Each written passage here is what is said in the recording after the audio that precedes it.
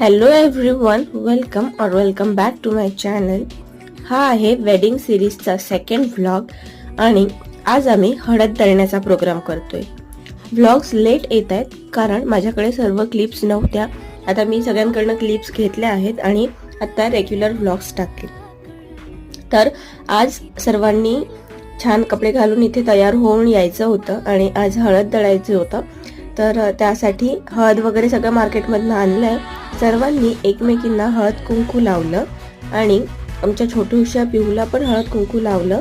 त्यानंतर छान काहीतरी स्वीट खायचं असतं प्रोग्राम स्टार्ट करायच्या आधी, तर ते केलं. इथे हळद आणली आणि ज्याच्यामध्ये हळद दळणार आहे त्या सर्वाला हळद आणि कुंकू लावून घेतलं.